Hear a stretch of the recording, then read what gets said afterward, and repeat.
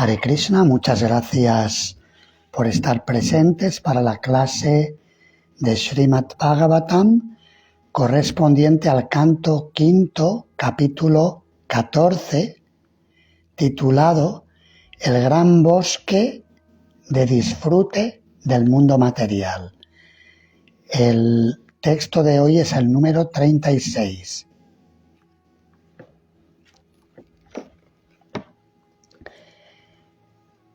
Es una sección escrita en prosa y por ello simplemente lo leeremos y luego quienes queráis leerlo podéis también recitarlo. Kvachit kshinadhana shayashana shanadi upapoga vihino yavat apratilapta manorato pagatadani vasitamatis tatastato pamanadini janat abhiblapate. Si alguno queréis cantarlo.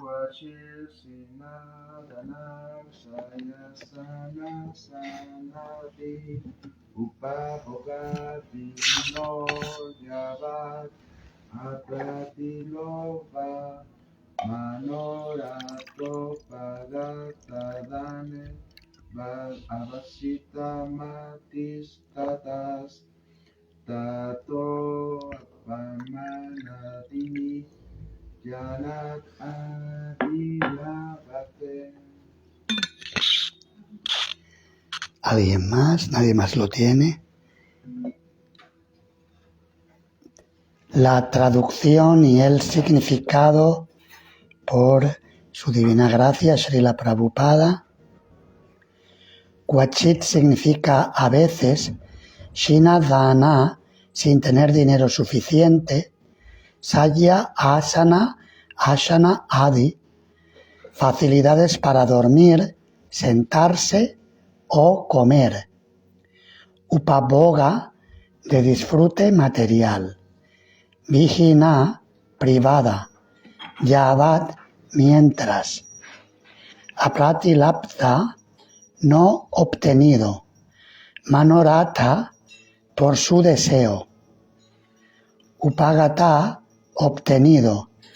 Adane, en tomar por medios deshonestos. Avasita mati, cuya mente está decidida. Tataha, debido a eso. Tataha, de eso. Avamana adini, insultos y castigo. Janat, de la gente. Abhilapate, obtiene. El verso lo está hablando el sabio Yadabharata al rey Rahugana, que se había convertido en su discípulo.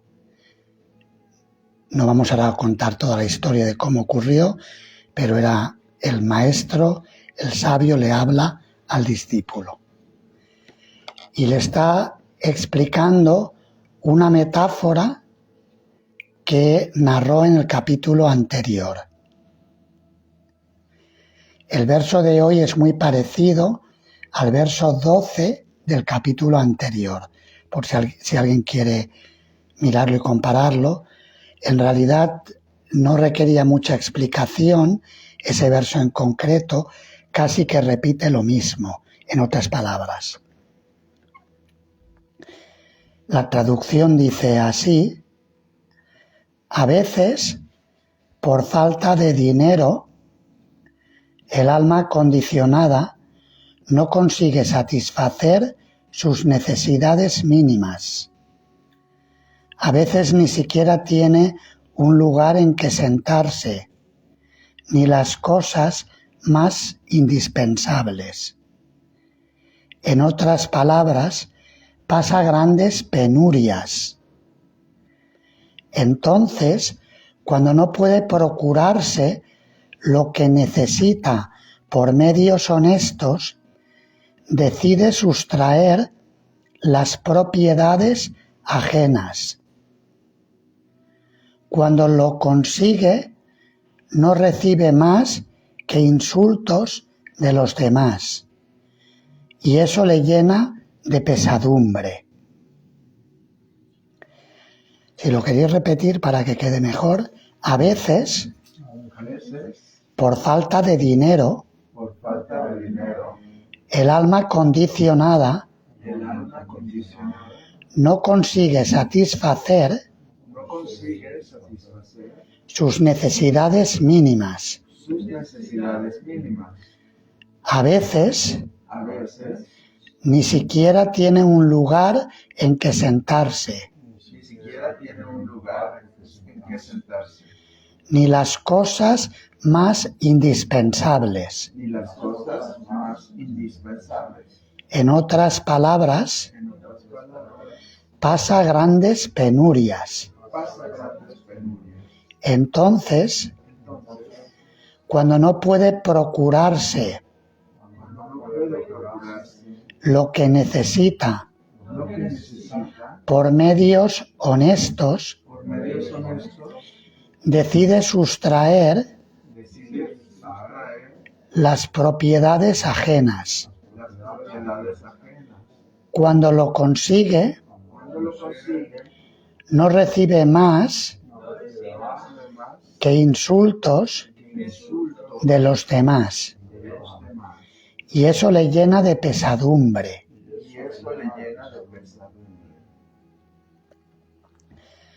El significado: en inglés suele decirse que la necesidad no sabe de leyes. Aquí en español se dice la necesidad es la madre de la invención. Claro, el inglés igual suena un poco más heavy, ¿no? Si no hay ley significa que puedes hacer lo que quieras. La invención te da pie a que, invención puede ser honesto o a veces no es tan honesto. En Cuba utilizan mucho esto. Estuve hace un mes en Cuba y hablan de inventar. Tienen que inventar. Pero como no tienen recursos, no tienen lo que necesitan, tienen que buscarse la vida como pueden.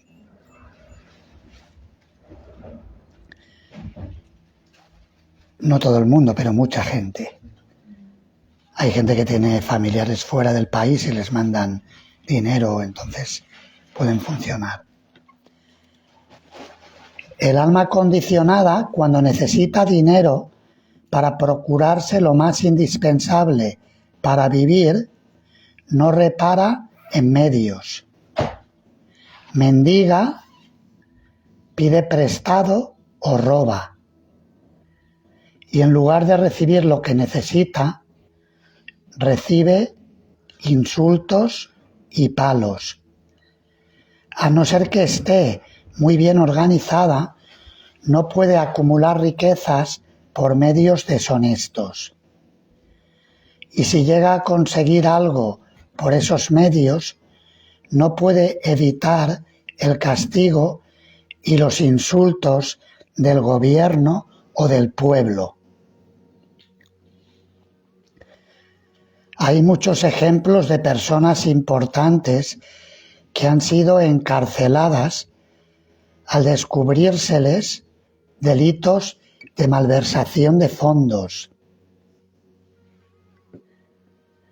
A veces se puede evitar el castigo de la cárcel, pero en cuanto al castigo de la suprema personalidad de Dios, que actúa por intermedio de la naturaleza material, nadie puede escapar. Esto se explica en el Bhagavad Gita 7.14. Daivi yesha gunamai mama maya duratyaya. La naturaleza es muy cruel. No perdona a nadie. Sin preocuparse de ella, la gente comete toda clase de actividades pecaminosas y por consiguiente tiene que sufrir.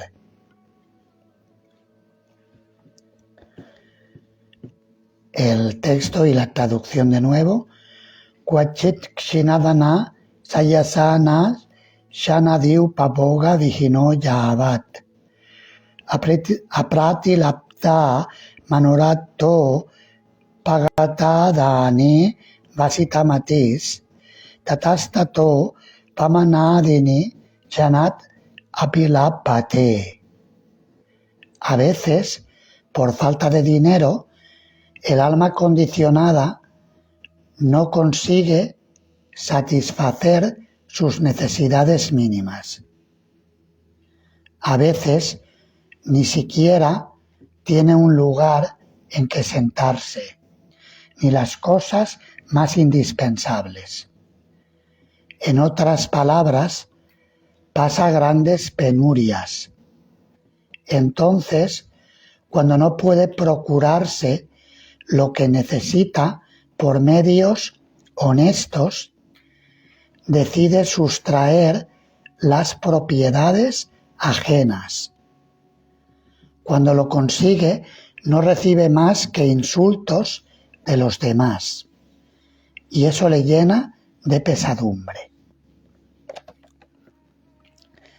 Om Ajnanati Mirandasya Jnananjana Shalakaya Chakshurum Militam Yena Tasmai Shri Gurave Namaha. Nama Om Vishnu Padaya Krishna Prestaya Bhutale Srimate Bhakti Vedanta Swami Niti Namine. Namaste Sarasvate Deve Gauravani Pracharine Nirvishesha Shunyavadi Paschate Adeshatarine.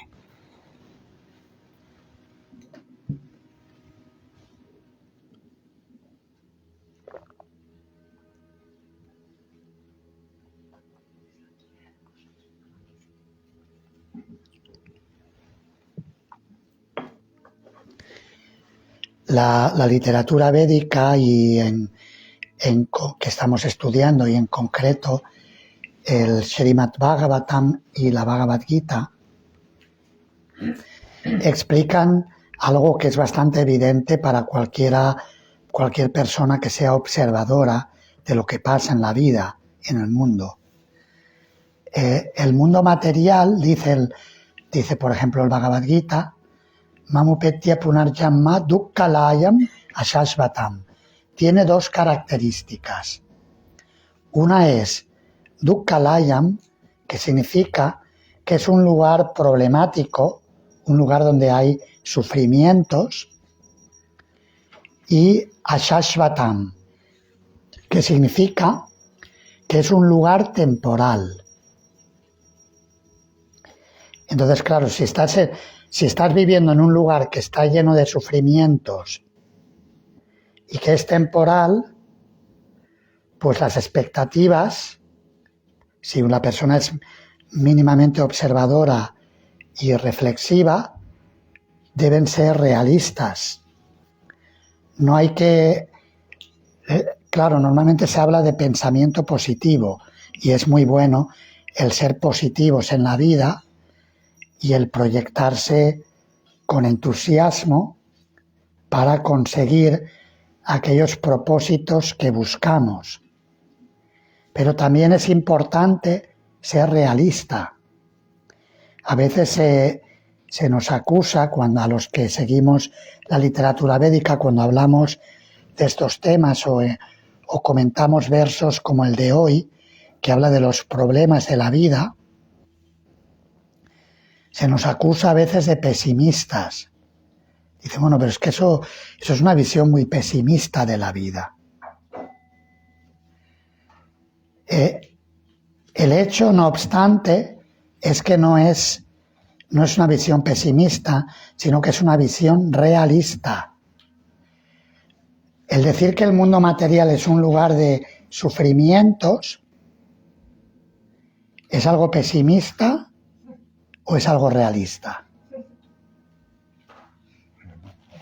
No hay más que abrir el periódico, no hay más que mirar lo que pasa en el mundo.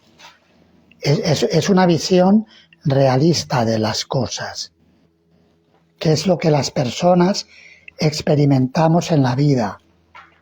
experimentamos problemas que provienen de otras personas.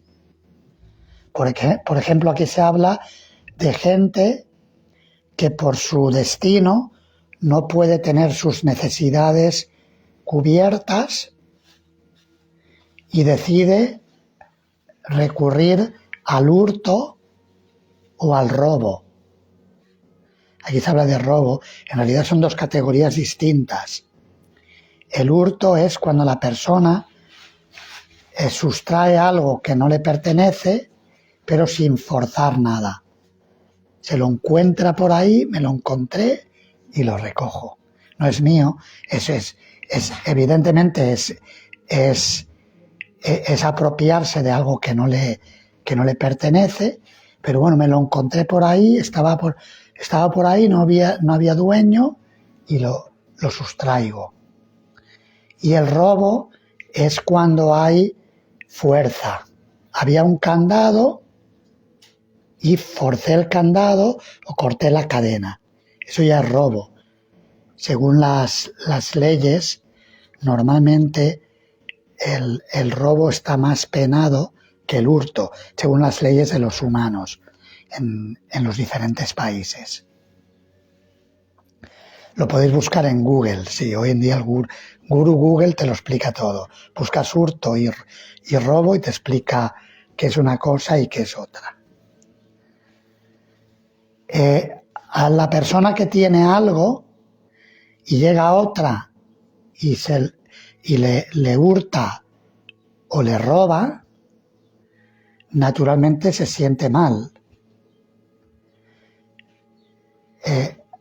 Claro, hay gente que en las historias, en las novelas y las narrativas, sean ficticias o reales, por ejemplo, se tiene Robin Hood, lo que hacía es que le robaba a los ricos para dárselo a los pobres. Era esto, ¿no? Y aquí en España tenemos a Curro Jiménez, ¿no era así? Yo de niño veía las películas, había una serie, Curro Jiménez. ¿Sí o no? Sí. Y creo que hacía eso, ¿no? Yo no me acuerdo muy bien porque yo era niño, no me acuerdo de los detalles, pero creo que le robaba a los ricos para dárselo a los pobres. Y era por la zona de la sierra, pasado de Espeñaperros, por el sur de España, la zona de Andalucía. Me parece que es por ahí, Curro Jiménez es de esos territorios. Entonces, bueno, según cómo se mires, se podría decir, no, pero es que este hombre está haciendo justicia, porque los ricos acumulan más de lo que necesitan y los pobres están ahí pasando hambre. Hay que equilibrar la balanza. Eso es un tema, pero también puede ocurrir que hay una persona que no tiene mucho y llega otra que le hurta o le roba. Y esa persona estuvo trabajando y sudando tinta para conseguir tener un poco de alimento para los 4 hijos que tiene que alimentar, y llegó este espabilado de turno y le robó. Y por eso dice aquí el verso que hemos leído, que por lo general esa persona que hace esto, incluso si es una persona necesitada y que lo hace porque ya no aguanta más y se le va la mano y roba, o hurta o fuerza y roba la propiedad ajena, dice que no recibe más que insultos de los demás. A veces ocurre en países pobres, por ejemplo en la India. En la India hay ahora la India ya no es tan pobre como era antes, la economía india está subiendo mucho, pero hay un desequilibrio grande entre las personas ricas y las pobres. Ocurre en muchos países. En Europa y Norteamérica se ve menos, hay una clase media, digamos, que parece como que aparentemente equilibre la balanza, que luego comentaremos que realmente no es así. Hay un desequilibrio muy grande entre en la distribución de la riqueza en el mundo. Pero el hecho es que a veces ocurre que hay una persona pobre y que pues va a un puesto de frutas y de repente hurta algo. Y le insultan la gente que allí es ladrón y tal, y a veces tienen un palo y le dan con un palo, o llaman a la policía, y la policía en la India no se anda con contemplaciones. Si alguien hurta o roba, les ves que están dando con el palo, no se cortan, son así, le pegan, le dan golpe, ¿por qué has robado? Y le dan golpes in situ. Es un poco un sistema, si queréis, un poco antiguo, arcaico, pero es como lo que se ve en estos lugares. Y está explicando lo que ocurre en la vida, tal como el sabio se lo narra a su discípulo en esta explicación de cosas que suceden en el mundo material y que son causa de pesar y de sufrimiento para la persona. La persona que ha hurtado por desesperación realmente es una persona infeliz, lo está pasando muy mal. No aguanta más, tiene mucha hambre y hurta. Y se le podría decir, bueno, ¿por qué le insultáis al pobre hombre, a la pobre mujer o al pobre niño? ¿Por qué le insultáis si tiene hambre y no tiene nada que comer? ¿Verdad? Y por eso dice aquí que esa persona se llena de pesar, de que está pasando hambre, trata de conseguir comida, ya no sabía cómo conseguirla y la hurtó, y encima le tratan mal. Esa es la condición del mundo material. Simplemente está describiendo algunas de las dinámicas que se experimentan en la vida.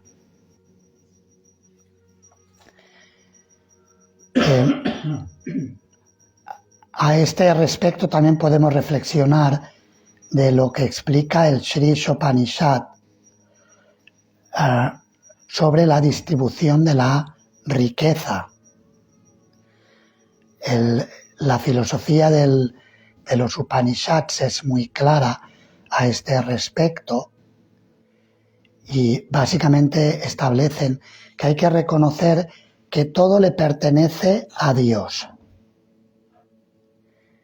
En el mundo actual, el sistema que predomina es el capitalista, es el que más está en boga en los tiempos actuales, con algunas pequeñas excepciones, pero incluso aquellos lugares que se declaran comunistas, la gran mayoría, el capitalismo está reinando.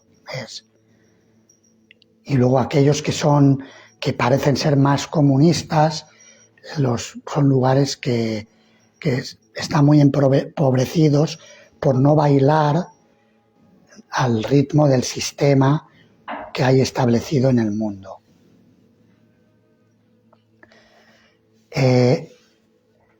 Pero básicamente tanto Srila Prabhupada, cuando comenta sobre las explicaciones de los Upanishads, sobre la distribución de la riqueza y acerca de quién es el propietario, los Upanishads establecen que en realidad todo le pertenece a Dios. Todo le pertenece al Supremo. Los capitalistas dicen que le pertenece al que se lo ha trabajado. Le pertenece a la persona que lo ganó. Esa es básicamente la filosofía de vida capitalista. Y los comunistas dicen que le pertenece al Estado.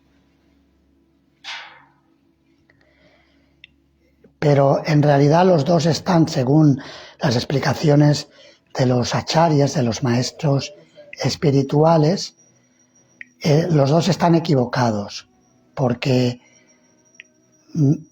incluso la persona que se lo puede haber trabajado y haya acumulado mucho, en realidad está acumulando más de lo que puede utilizar.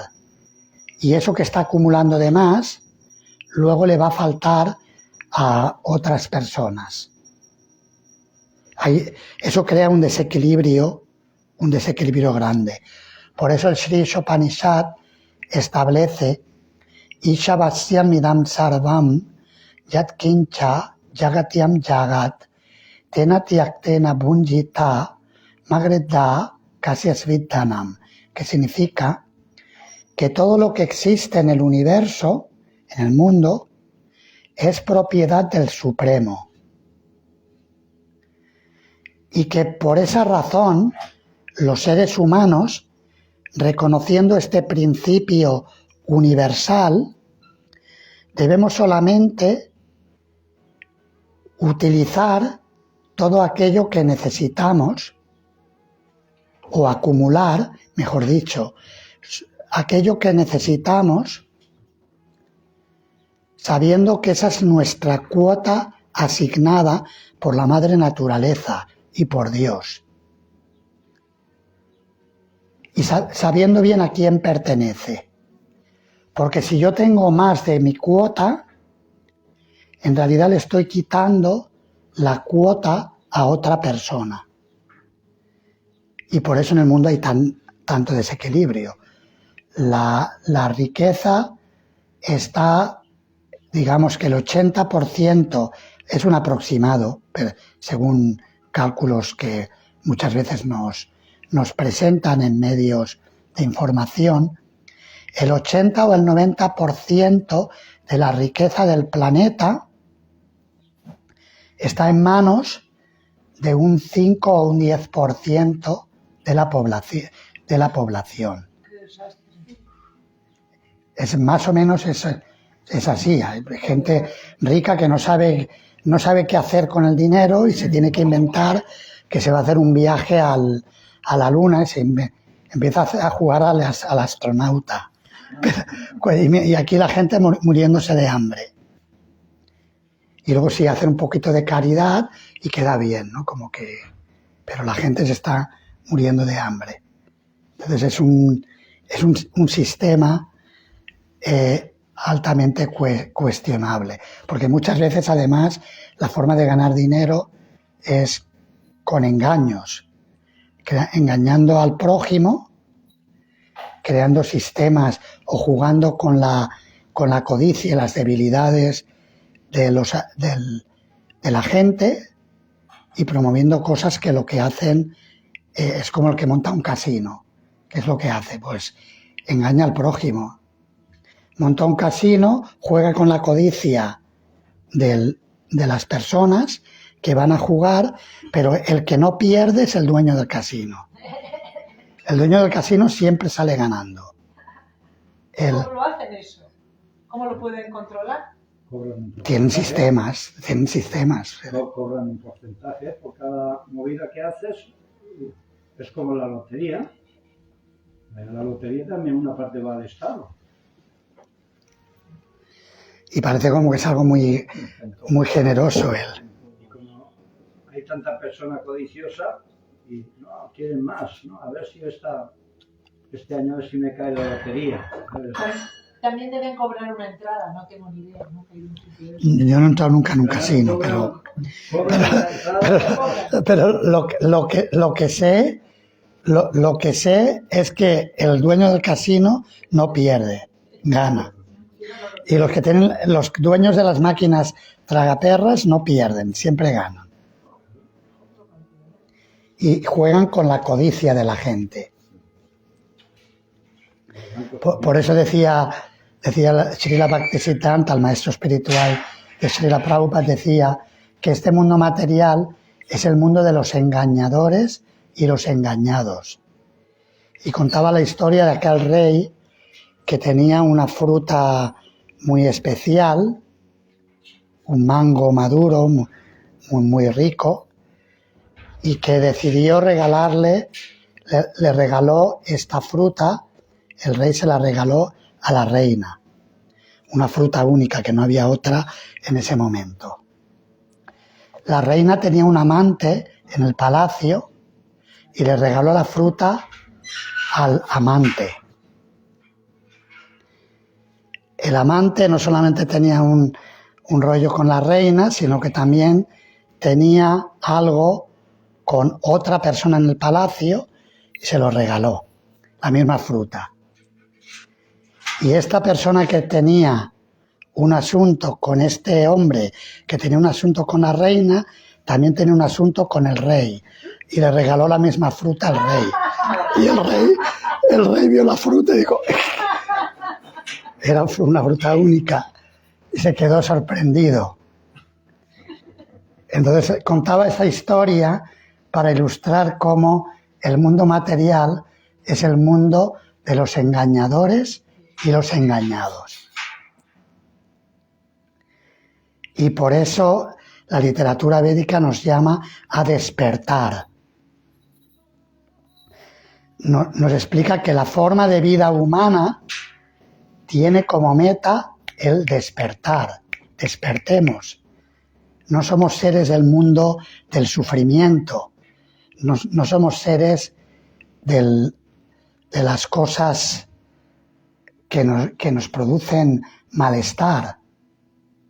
Somos seres eternos, llenos de gozo por naturaleza, pero para eso tenemos que despertar a nuestra identidad eterna, espiritual, y entender que somos distintos de la materia. Somos distintos de la materia.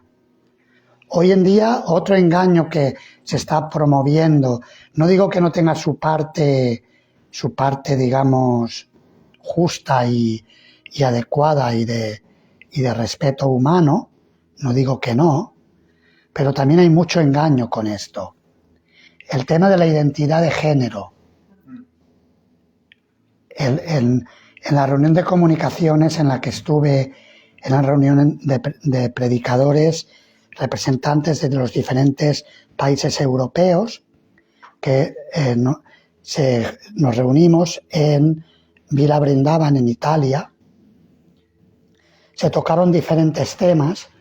Uno de los temas era la cuestión de la sexualidad y el movimiento de la conciencia de Krishna. Se tocó desde diferentes puntos de vista. Y una devota hizo una presentación sobre la comunidad Rainbow, la comunidad arcoíris. Rainbow es el nombre internacional, que hoy en día es el LGTBQ, ahora ya tienen más iniciales. Q, y yo me pierdo, ponen más. Hay muchas iniciales. Tiene una explicación detallada de lo que significa las personas que deciden cambiar de sexo y la identificación con el género, etcétera. Y ciertamente sí que existen personas que pueden nacer con unas tendencias determinadas, diferentes el cuerpo biológico que tienen, con tendencias distintas. Pero también es cierto que hay mucha manipulación y explotación y que muchas veces se confunden a gente joven que llegan a cometer suicidio porque se someten a una operación pensando que eso les va a resolver todos sus problemas y luego ven que no. Ven que tienen los mismos problemas o a lo mejor más porque se han equivocado. Y, en fin, quiero decir con esto que la solución no está en la identidad material. La identidad material es temporal y es externa. Hay que despertar a la identidad eterna, la identidad original. ¿Quiénes somos? Según la literatura védica, somos seres eternos distintos del cuerpo material. Y por lo tanto, no voy a ser más feliz por hacer ajustes externos. Pues sí, puedo hacer ajustes externos y a lo mejor mejoro algo.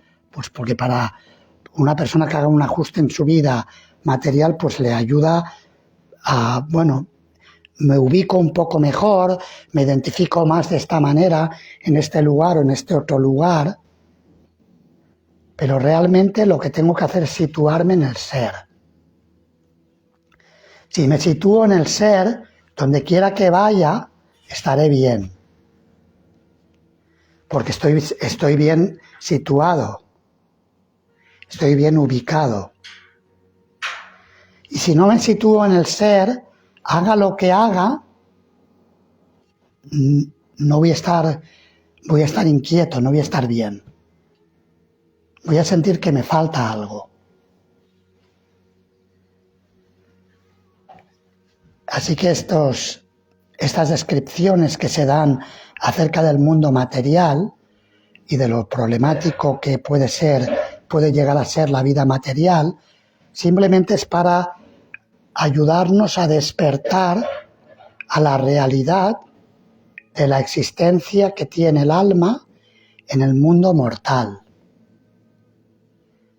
con la finalidad de llevarnos al despertar de la conciencia, al autoconocimiento y al conocimiento de la relación que tenemos con la naturaleza, con el ámbito que en nuestro hábitat actual, en esta naturaleza material, y también con el origen de la naturaleza, con Krishna, la suprema personalidad de Dios, que es supremamente atractivo y que manifiesta el mundo material como una escuela de aprendizaje para aquellas almas que lo necesitamos.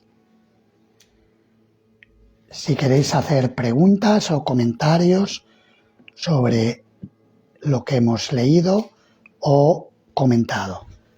Sí, en principio iba a preguntar cómo tenía que actuar la persona que no se puede aguantar y roba. Yo creo que aquí lo había explicado cuando dices que hay que situarse en el ser. Podría explicar un poco situarse en el ser. Sí, situarse en el ser significa el primer paso en ese estado de conciencia, es lo que el Chandogya Upanishad llama Aham Brahmasmi.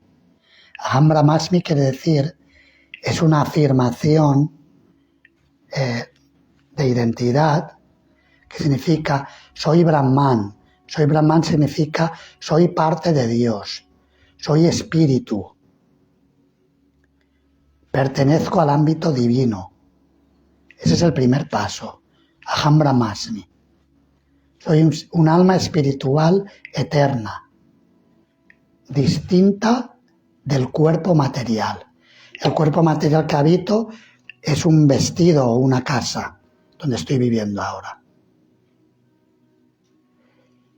Y el cuerpo material también es un vehículo que puedo utilizar para viajar a estados superiores de conciencia. Porque el cuerpo humano tiene esa capacidad, a diferencia de los cuerpos animales, que tienen mayores limitaciones en el ámbito de la práctica espiritual. En la cuestión del comer, dormir, el reproducirse y defenderse, a veces los cuerpos animales tienen más facultades que los humanos, a veces, en determinados ámbitos.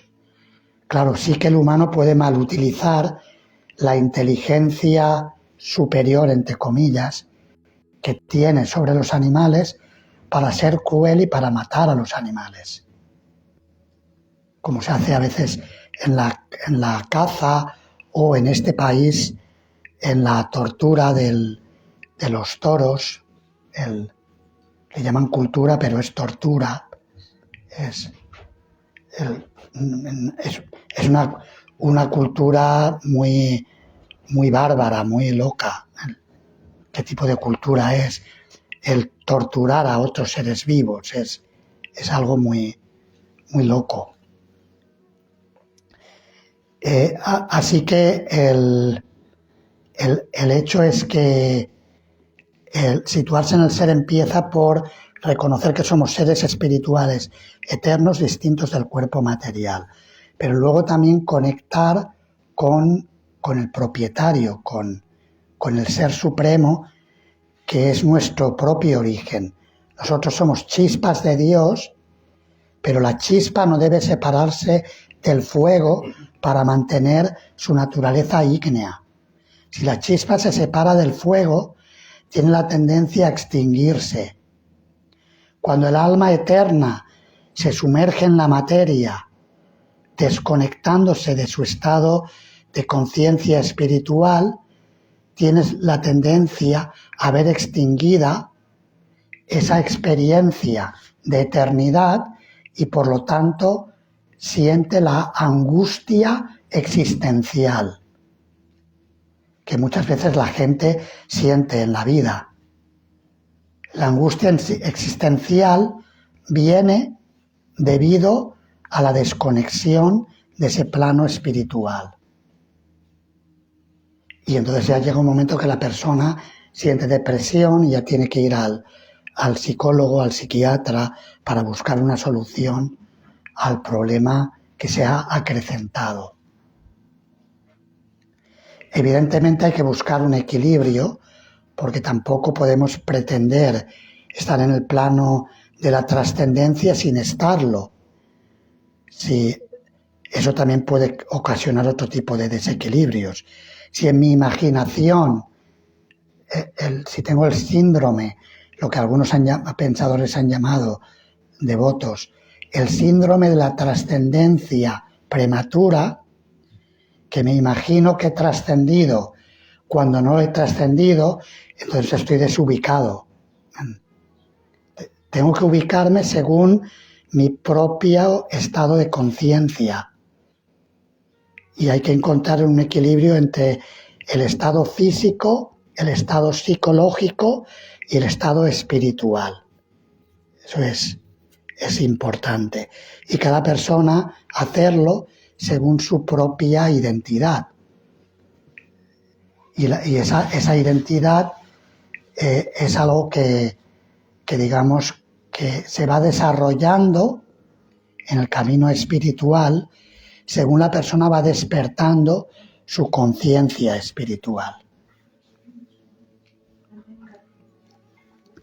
¿Alguna otra pregunta o comentario? Sí, o sea, con esta idea de que uno solo debe aceptar la cuota que le corresponde. Por ejemplo, en el Srimad Bhagavatam se habla de reyes, ¿no? Como el rey Yudhishthira o Parikshit Maharaj. ¿Y cuál era su posición en torno a las personas para las que servía este gobierno en cuanto a esta cuestión de distribución de riqueza? Porque también mucho sufrimiento impide el poder tener vida espiritual, o sea, estás más involucrado con tu sufrimiento, con tu carencia, con tu necesidad de sobrevivir, que con tu necesidad de lograr la autorrealización. Sí, cuando se habla de estos reyes de las eras, la época védica de hace miles de años, se habla de reyes muy nobles y de reyes sabios. Eran conocidos como Raja Rishis. Y no permitían que nadie pasara hambre en su reino. La historia clásica que se cuenta para ilustrar esto es el rey Rantideva, que había estado observando un ayuno y se disponía a terminar su ayuno con un buen banquete de alimentos. Había estado practicando penitencias. Y llegaron varias personas necesitadas a pedirle, como el destino se lo puso. Y a la primera persona que llegó era un brahmana pobre, una persona que se dedicaba a la vida espiritual, que era pobre, y le dio la mitad de su comida que tenía preparada. Luego llegó una mujer de una clase así trabajadora, obrera, o incluso que estaba fuera del sistema social, del sistema Varna-ashrama, y le dio la mitad de la mitad que le había dado la mitad que le quedó para él. Ya le quedaba solamente una cuarta parte de la comida original. Y luego llegó otra mujer con unos perros hambrientos.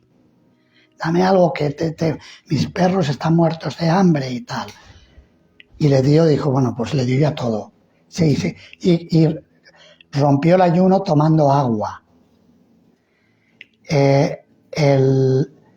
Luego resultó que estas personas que habían venido eran dévatas, eran seres superiores que habían venido a ponerlo a prueba. Y se habían manifestado como estas personas necesitadas para ver si cumplía con su dharma de un gobernante auténtico. Ese era el espíritu de los Raja Rishis, que es algo que lamentablemente brilla por su ausencia en los tiempos actuales. No digo que no haya algunos líderes sociales o de su pueblo o en algún país lo hagan, pero lamentablemente en la mayoría de los sitios los gobernantes se siguen subiendo sus sueldos y la gente realmente pasa necesidades muchas veces. Por ejemplo, en esta parte en donde las personas, como con esta cuestión del género y todo esto, de alguna manera se promueve que tengan una identidad distinta, ¿no? O sea, cada quien puede definir cuál es su género, ¿no? Y empiezan a diversificarse muchas cuestiones de este tipo, pero hay personas que auténticamente tienen una tendencia distinta al cuerpo que poseen, ¿no? Y aquí mi pregunta sería, ¿en qué medida dentro de la filosofía védica están incluidas estas personas que sí tienen una identidad auténtica, bueno, que no les corresponde su cuerpo, ¿en qué medida están incluidas en el Varna Ashram? Hay un estudio que realizaron unos devotos, yo creo que el devoto que lo hizo tenía esa identidad de género, y no es un tema que yo haya estudiado a fondo, no leí el libro, pero es un libro grande con referencias de la literatura védica que habla de lo que le llama Tritiya Prakriti, o un tercer género. Tritiya es tercer, o sea, varón, hembra y tercer género. Y luego ahora todo lo que se llama hoy en día LGTB tal y cual serían subdivisiones del tercer género. El problema es que hoy en día se está manipulando y a gente que no lo tiene se le inculca a veces o por una mala educación se le transmite el cambio de identidad de género como una solución a sus problemas, cuando realmente no lo es. La solución a los problemas es espiritual, es despertar a la identidad real del ser. Entonces ahora en tema del Varna Ashrama, pues ejemplos que yo recuerdo de la literatura védica, encontramos la historia de Shikandin, que en la vida anterior había sido Amba y que nació con, digamos, el objetivo que tenía era castigar a Bhishma porque le había arruinado su vida desde el punto de vista de ella. La había raptado él era un guerrero, la raptó, la llevó a su hermano Vichitravirya, que era el rey. Bhishma tenía votos de no tener relaciones con mujeres, por otra historia que es muy largo de contar ahora, y lo hizo por lealtad a su padre y por hacerle un favor a su padre. Y luego cuando Amba estuvo con Vichitravirya, le dijo, me han raptado y yo no quiero estar contigo. Y Vichitravirya le dijo, no te preocupes, puedes volver a tu hogar original, no hay ningún problema, no tienes que quedarte conmigo si no quieres. Pero cuando regresó a su hogar, en el palacio donde ella vivía y en su reino, no había nadie que quisiera casarse con ella porque esa era la cultura de la época. Entonces ella se quedó en el aire, volvió a Vichitravirya y Vichitravirya le dijo, no, tú te has ido, me has rechazado, yo no te puedo aceptar ahora. Y entonces fue a Bhishma y le dijo, tú me tienes que aceptar ahora. Y Bhishma dijo, lo siento, pero yo he hecho una promesa. Y entonces Amba consideró que Bhishma le había arruinado la vida y por eso en la vida siguiente nació como Shikandim, que fue el conductor de la cuadriga de Arjuna en esa batalla contra Bhishma para que Arjuna pudiera derrotar a Bhishma.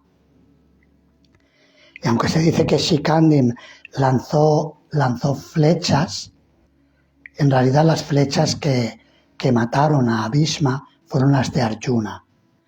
Es decir, que Shikandim pertenecía al tercer género y estaba en el campo de batalla. Pero Bhishma pudo reconocer esto y él consideró no es justo que yo como guerrero, que esté, en aquella época si era la cultura, que yo esté matando a una mujer y por lo tanto no quiso dispararle flechas a Shikandim. Hay otra historia en el del cambio de género, en el 9º canto del Srimad Bhagavatam. Se habla de una persona que, esta era bastante además extrema, un mes era hombre, un mes era mujer, o sea, era claramente bisexual, lo que hoy en día se llamaría bisexual. Y no he hecho un estudio desde el punto de vista del cambio de género, pero ahí está, si alguien quiere meter la cabeza en ello, está en el Srimad Bhagavatam.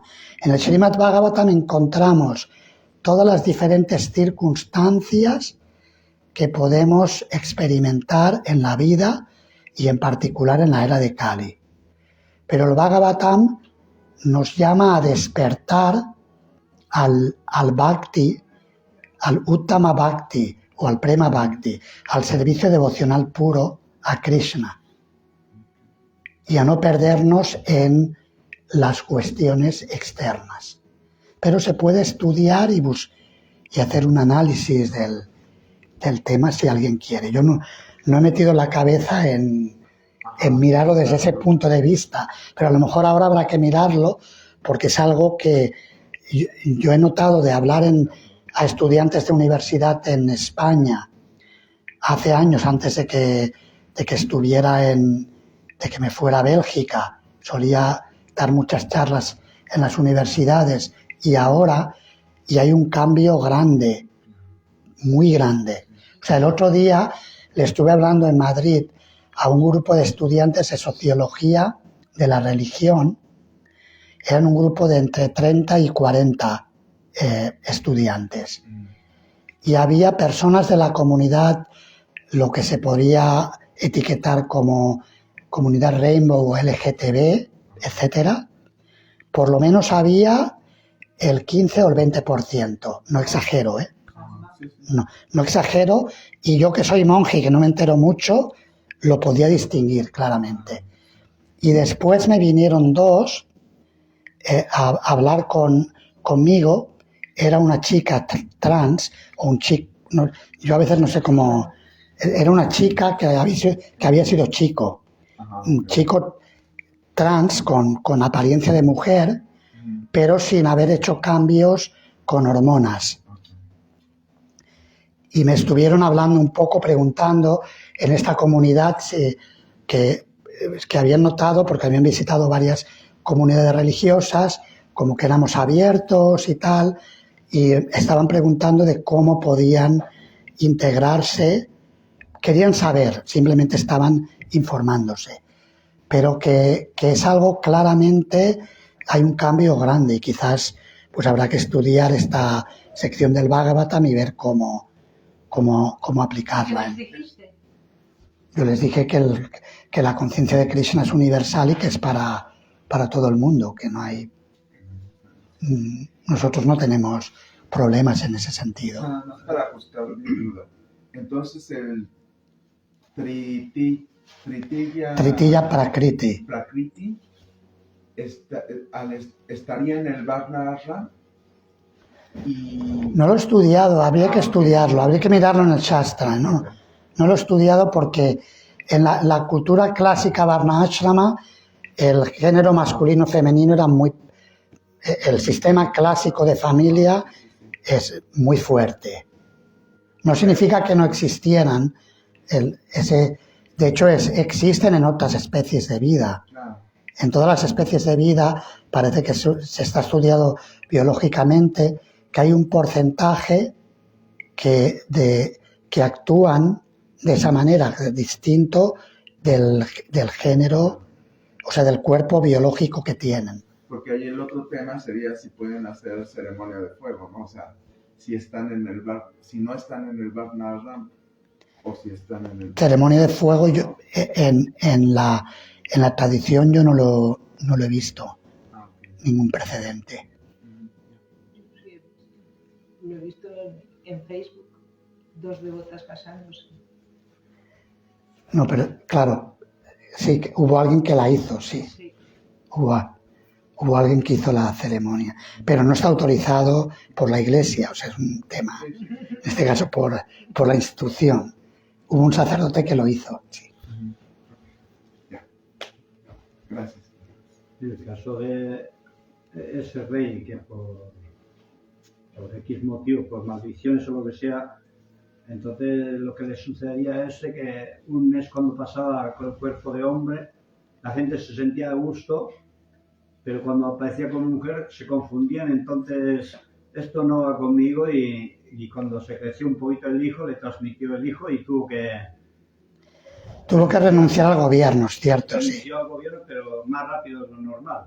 Sí, se saldó la cuenta, ¿no? Porque eso quiere decir que el Varna Ashram está bien definido, aceptaban hombre o mujer, y los del medio no aceptaban tan bien. Y él, cuando se dio cuenta, aquí no pasa nada conmigo y renunció a todo. Y se fue al bosque. Sí, sí es cierto que al final se fue al bosque.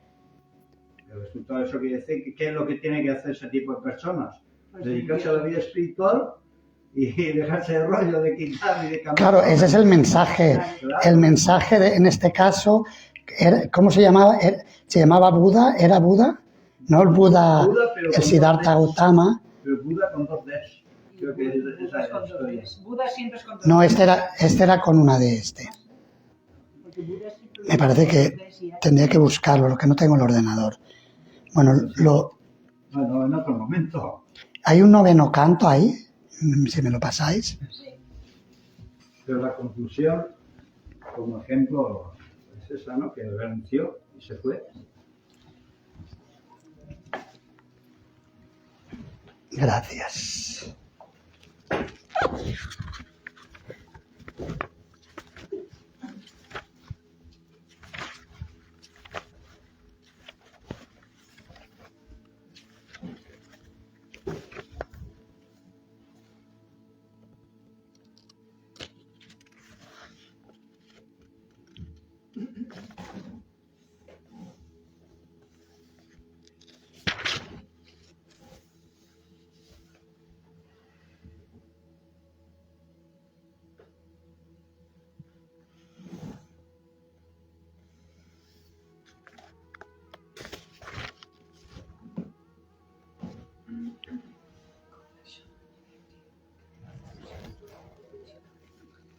Y yo conozco una persona que tiene los 2 sexos físicos. Es occidental. Eso fue en Brasil, ¿no? ¿No fue en Brasil? No, entonces hay más de uno. Yo conozco uno de Brasil. Yo conozco una que no es de Brasil y tiene los 2 sexos. orgánicos. No, pero digo lo de la ceremonia. Lo de la ceremonia. La ceremonia fue en Brasil, que yo sepa. Hablo de ISKCON, yo no sé si en otras MATs o dudo que lo hayan hecho. Porque ISKCON suele ser en ese sentido casi más liberal a lo mejor. Al estar más en Occidente, pues igual. Y el Consejo Mundial no ha querido hacer un comunicado oficial sobre ese tema. Cuando no han querido, porque prefieren dejarlo que una cosa que sea en cada comunidad, cada templo. Buda, a ver, 14:16, vamos a ver si es este.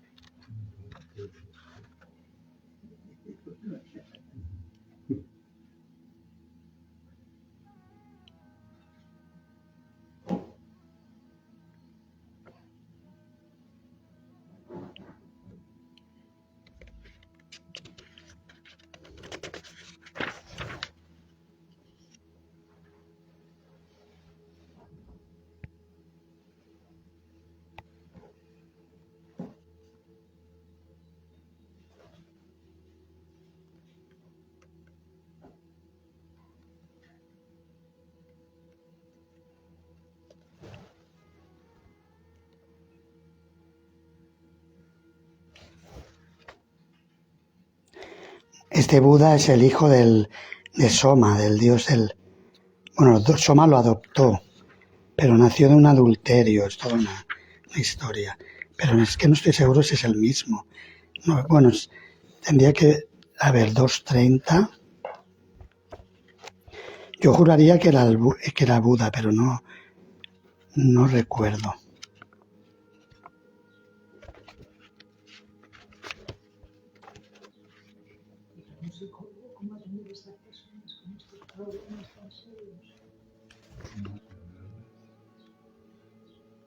Pues yo creo que lo primero es escucharlas y todo eso y pues a mí me ha dado Lo buscaré y volveré. En la próxima oportunidad os lo comento, pero no encuentro la historia exacta. Tendría que buscarlo. Sé que está en el 9º canto. He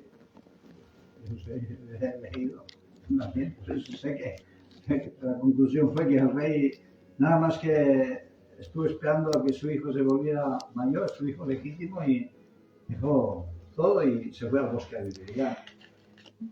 Nos habías dicho que ibas a hablar acerca de las conferencias, ¿verdad? Lo que pasa es que la hora que es un poco tarde, pero he mencionado ese tema. Ese fue uno de los temas. Otro de los temas que se trataron fueron las citas en los libros de Srila Prabhupada que podían ser controvertidas, por lo mismo, por el contexto social y cultural, porque igual había hecho comentarios sobre ciertos temas que son muy clásicos y que hoy en día choca mucho al público. Y sobre esto estuvo Garuda Prabhu, que es un discípulo de Srila Prabhupada, que tiene un doctorado por la Universidad de Harvard, muy erudito, tiene muchos libros publicados, y él enfatizó el enfoque que dio en la presentación que hizo es que no se trata de hacer cambios, sino de contextualizarlos y explicarlos a la gente, porque muchas veces son citas que si no se explican y no se contextualizan, el público actual no puede entenderlo, porque estamos hablando de una cultura muy, muy distinta. Si incluso ahora, si nos vamos hace 50 años, la forma en que vivía la gente en España y ahora es muy diferente. Entonces hay que contextualizarlo. Yo puedo hablar de ello porque de niño yo he visto cosas que ahora vi en Cuba que me recordaban a mi infancia,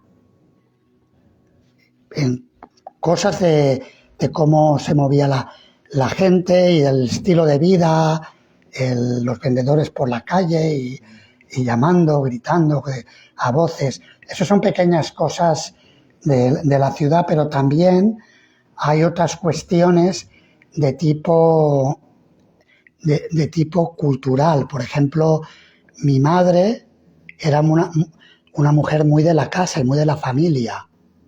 Hoy en día hay muchos jóvenes es que no se han criado con un padre y una madre. Eso hay que tenerlo en cuenta. El porcentaje así es un porcentaje grande. O se han criado un poco con el padre, un poco con la madre y otra parte con la abuela. Eso es un fenómeno que hoy en día se está dando cada vez más. Entonces, claro, si no contextualizas ciertos comentarios de temas del ámbito social, de la cultura Varna Ashrama, que hoy en día no se entienden, a la gente le choca muchísimo. Pero lo que donde hay que focalizar es en el mensaje que dan los libros de Srila Prabhupada. El mensaje es puramente espiritual. Ese es el mensaje principal de los libros de Srila Prabhupada. Todas otras cuestiones de tipo social están supeditadas al mensaje de que somos seres espirituales eternos, distintos del cuerpo material y que tenemos una relación eterna con Krishna, y hay todo un proceso para despertar esa relación. Y eso es para todo tipo de personas, sin discriminación, sin tener en cuenta si son hombres, mujeres, del tercer género, o digo esto porque es el tema que ha salido. Cualquier persona tiene acceso a ese mensaje. Y Prabhupada lo demostró en las comunidades que él creó, que dio cabida a todo tipo de personas. Sí que está el tema del ámbito social, digamos, como esto de la ceremonia de fuego. Pues ceremonias de fuego normalmente se hace un hombre y una mujer y van a tener hijos. Ese es el sistema tradicional que se sigue. Y si dices, bueno, ¿y qué pasa que otra persona? ¿Cómo hacen? Hoy en día los estados están dando hijos en adopción a personas del mismo género que se casan por lo civil, se casan por la vía legal. Claro, en la cultura védica no era algo, yo no he leído nada al respecto, pero quizás haya casos de este tipo, como el caso de Buda fue adoptado por Soma, el dios de la luna. Tengo que mirar si es el mismo, pero me parece que sí, que hay todo un conflicto de adulterio y hay toda una movida ahí y fue adoptado por el dios de la luna. ¿El dios de la luna, Soma y Chandra, es el mismo? Sí.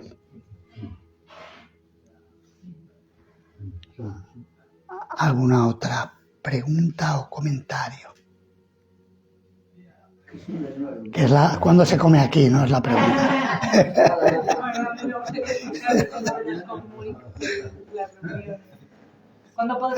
Muchas gracias, Hare Krishna. Buen provecho, podéis ir a tomar el desayuno. Y yo puedo comentar algo más si alguien se quiere quedar, me quedo un rato más. No.